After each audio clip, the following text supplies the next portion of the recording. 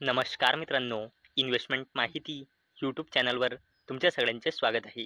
तर मित्रांनो, एका कंपनीची सर्वात जास्त इन्फॉर्मेशन त्या कंपनीच्या प्रमोटर्स म्हणजे मालकाजवळ असते. म्हणजे मित्रांनो, पुढे जाऊन कंपनी आपला बिझनेस कशा प्रकारे एक्सपांड म्हणजे वाढवणार आहे, फंड रेझिंग कशा प्रकारे करणार आहे, कोणत्या नवीन बिझनेसमध्ये एंट्री करणार आहे की नाही, की आणि पुढे जाऊन बिझनेसला घेऊन कोणकोणते निर्णय कंपनी घेऊ शकते, ही सगळीची सगळी इन्फॉर्मेशन एका कंपनीच्या प्रमोटर्सला म्हणजे मालकांना असते. आणि मित्रांनो, जर प्रमोटर आपल्याच कंपनीचे शेअर म्हणजे आपल्याच कंपनीमधून आपली हिस्सेदारी कमी करत असेल, तर ही एक निगेटिव्ह पॉईंट मानला जातो. आणि मित्रांनो, आजच्या व्हिडिओमध्ये आपण अशाच 10 कंपन्या बघणार आहोत, ज्याच्या प्रमोटर्सने आपल्याच कंपनीचे शेअर म्हणजे आपल्याच कंपनीमधून आपली हिस्सेदारी कमी केली आहे. आणि मित्रांनो, जर प्रमोटर्स आपल्या कंपनीचे शेअर सेल करत असेल आणि ते सेल केलेले शेअर एफ-आयज किंवा डी-आयज परचेज करत असेल, तर मित्रांनो, हा एक पॉझिटिव्ह पॉईंट मानला जातो. परंतु मित्रांनो, प्रमोटर सेल करत असेल आणि पब्लिक परचेस करत असेल, तर हा एक निगेटिव्ह पॉईंट मानला जातो. तर चला व्हिडिओ स्टार्ट करूया. तर सगळ्यात पहिले बोलूया AWL ॲग्री बिझनेस लिमिटेडबद्दल. आणि मित्रांनो, या कंपनीचे पहिले नाव होते अडानी विल्मार लिमिटेड. आणि मित्रांनो, या कंपनीमध्ये मार्च 2025 नुसार प्रमोटर्सची होल्डिंग आहे 74.36%, एफ-आयएसची होल्डिंग आहे 4.31%, डी-आयएसची होल्डिंग आहे 8.90% आणि या कंपनीमध्ये पब्लिकची होल्डिंग आहे 12.08%. तर मित्रांनो, या कंपनीमध्ये प्रमोटर्सने आपली होल्डिंग डिक्रीज केली आहे 87.88%ने 74.36%. परंतु मित्रांनो, चांगली गोष्ट म्हणजे या कंपनीमध्ये एफ-आयज आणि डी-आयजने आपली हिस्सेदारी जबरदस्तपणे इन्क्रीज केली आहे 1.16%ने 4.31% आणि डी-आयजने आपली होल्डिंग 0.05%ने इन्क्रीज करून केली आहे 8.90%. चला आता बोलूया युको बँकबद्दल. आणि मित्रांनो, मार्च 2025 नुसार या बँकमध्ये प्रमोटर्सची होल्डिंग आहे 90.95%, एफ-आयएसची होल्डिंग आहे 0.44%, डी-आयएसची होल्डिंग आहे 5.36% आणि या बँकमध्ये पब्लिकची होल्डिंग आहे 3.26%. आणि मित्रांनो, या बँकमध्ये प्रमोटर्सने आपली होल्डिंग डिक्रीज केली आहे 95.39%ने 90.95%. आणि मित्रांनो, चांगली गोष्ट म्हणजे या कंपनीमध्ये एफ-आयज आणि डी-आयजने तर आपली जबरदस्तपणे हिस्सेदारी इन्क्रीज केली आहे. एफ-आयजने आपली हिस्सेदारी 0.02%ने इन्क्रीज करून केली आहे 0.44% आणि डी-आयजने आपली होल्डिंग 1.33%ने इन्क्रीज करून केली आहे 5.36%. चला आता बोलूया सेंट्रल बँक ऑफ इंडियाबद्दल. आणि मित्रांनो, मार्च 2025 नुसार या कंपनीमध्ये प्रमोटर्सची होल्डिंग आहे 89.27%, एफ-आयएसची होल्डिंग आहे 1.27%, डी-आयएसची होल्डिंग आहे 5.87% आणि या कंपनीमध्ये पब्लिकची होल्डिंग आहे 3.59%.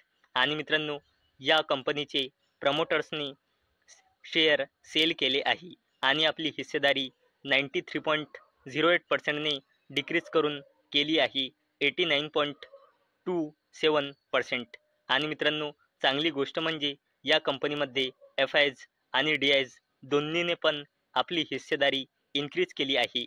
एफ-आयजने आपली हिस्सेदारी 0.44%ने इन्क्रीज करून केली आहे 1.27% आणि डी-आयजने सुद्धा आपली हिस्सेदारी 2.82%ने इन्क्रीज करून केली आहे 5.87%.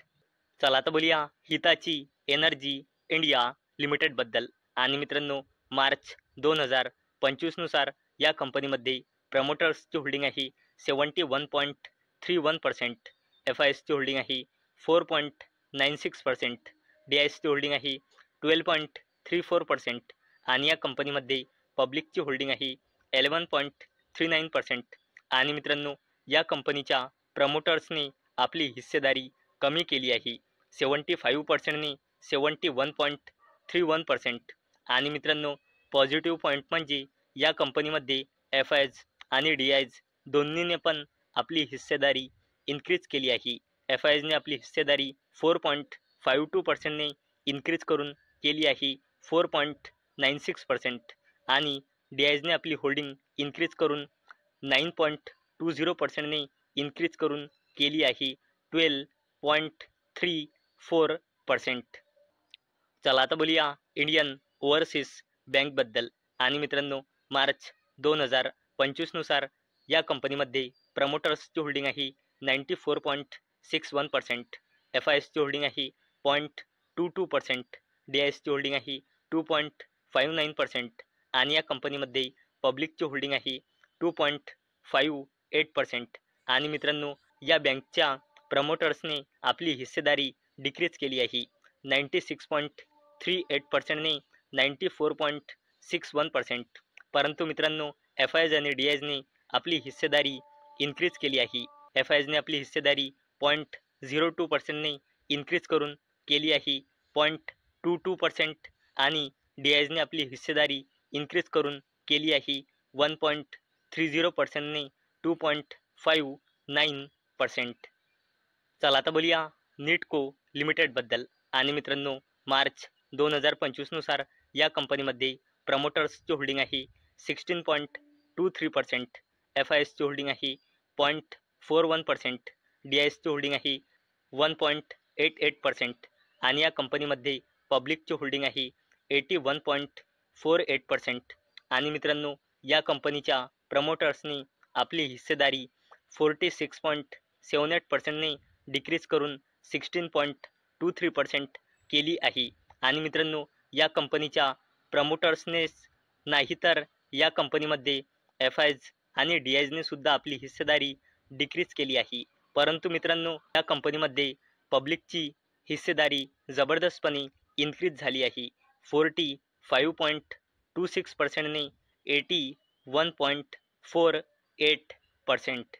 चला आता बोलूया एल के पी फायनान्स लिमिटेडबद्दल. आणि मित्रांनो, मार्च 2025 नुसार या कंपनीमध्ये प्रमोटर्सची होल्डिंग आहे 9.95%, एफ आय एसची होल्डिंग आहे 4.42%, डी आय एसची होल्डिंग आहे 0% आणि या कंपनीमध्ये पब्लिकची होल्डिंग आहे 85.63%. आणि मित्रांनो, या कंपनीमध्ये प्रमोटर्सने आपली हिस्सेदारी डिक्रीज केली आहे 45.32%ने 9.95%. आणि मित्रांनो, या कंपनीमध्ये प्रमोटर्ससोबत एफ आय एजने सुद्धा आपली हिस्सेदारी डिक्रीज केली आहे 7.20%ने 4.42%. परंतु मित्रांनो, या कंपनीमध्ये पब्लिकची हिस्सेदारी जबरदस्तपणे इन्क्रीज झाली आहे 47.48%ने 85.63%. चला आता बोलूया ब्लू पिर्ल ॲग्रीव्हेंचर्स लिमिटेडबद्दल. आणि मित्रांनो, मार्च 2025 नुसार या कंपनीमध्ये प्रमोटर्सची होल्डिंग आहे 0.08% आणि एफ आय एसची होल्डिंग आहे 23.24% आणि पब्लिकची होल्डिंग आहे 76.68%. आणि मित्रांनो, या कंपनीमध्ये प्रमोटर्सने आपली हिस्सेदारी डिक्रीज केली आहे 19.67%ने 0.08%. आणि मित्रांनो, या कंपनीमध्ये प्रमोटर्ससोबत पब्लिकची सुद्धा हिस्सेदारी डिक्रीज झाली आहे 80.31%ने 76.68%. परंतु मित्रांनो, या कंपनीमध्ये एफ आय एजने आपली होल्डिंग इन्क्रीज केली आहे 0%ने 23.24%. चला आता बोलूया बी एन होल्डिंग्स लिमिटेडबद्दल. आणि मित्रांनो, मार्च 2025 नुसार या कंपनीमध्ये प्रमोटर्सची होल्डिंग आहे 5.93%, एफ आय एसची होल्डिंग आहे 0.02% आणि या कंपनीमध्ये पब्लिकची होल्डिंग आहे 94.04%. आणि मित्रांनो, या कंपनीच्या प्रमोटर्सने आपली हिस्सेदारी डिक्रीज केली आहे 55.23%ने 5.93%. आणि मित्रांनो, या कंपनीमध्ये प्रमोटर्ससोबत FISने सुद्धा आपली हिस्सेदारी जबरदस्तपणे डिक्रीज केली आहे 0.22%ने 0.02%. आणि या कंपनीमध्ये पब्लिकने आपली होल्डिंग जबरदस्तपणे इन्क्रीज केली आहे 44.54%ने 94.04%. चला आता बोलूया हेक्झावेअर टेक्नॉलॉजीज लिमिटेडबद्दल. आणि मित्रांनो, मार्च 2025 नुसार या कंपनीमध्ये प्रमोटर्सची होल्डिंग आहे 74.71%, FISची होल्डिंग आहे 10.59%, DISची होल्डिंग आहे 9.06%. आणि या कंपनीमध्ये पब्लिकची होल्डिंग आहे 5.65%. आणि मित्रांनो, या कंपनीमध्ये प्रमोटर्सने आपली होल्डिंग डिक्रीज केली आहे 91.16%ने 74.71%. आणि मित्रांनो, या कंपनीमध्ये प्रमोटर्सने आपली हिस्सेदारी डिक्रीज केली आहे, परंतु मित्रांनो FIS आणि DISने आपली हिस्सेदारी जबरदस्तपणे इन्क्रीज केली आहे. FISने आपली हिस्सेदारी 2.94%ने इन्क्रीज करून केली आहे 10.59%. आणि DISने आपली होल्डिंग 0%ने इन्क्रीज करून केली आहे 9.06%. तर मित्रांनो, आजच्या या व्हिडिओमध्ये आपण अशा 10 कंपन्या बघितल्या ज्यांच्या प्रमोटर्सने म्हणजे मालकानेच आपली हिस्सेदारी त्या कंपनीमध्ये डिक्रीज केली आहे. तर मित्रांनो, मला अपेक्षा आहे हा व्हिडिओ तुम्हाला इन्फॉर्मेटिव्ह वाटला असेल. तर मित्रांनो, जर तुम्हाला हा व्हिडिओ इन्फॉर्मेटिव्ह वाटला असेल तर या व्हिडिओला लाईक करा आणि चॅनलला सबस्क्राईब करा. आणि मित्रांनो, हा व्हिडिओ फक्त आणि फक्त एज्युकेशन पर्पजसाठी बनवलेला आहे. माझ्याकडून काहीही रेकमेंडेशन नाही की तुम्ही या स्टॉक्सना बाय करा, सेल करा किंवा होल्ड करा.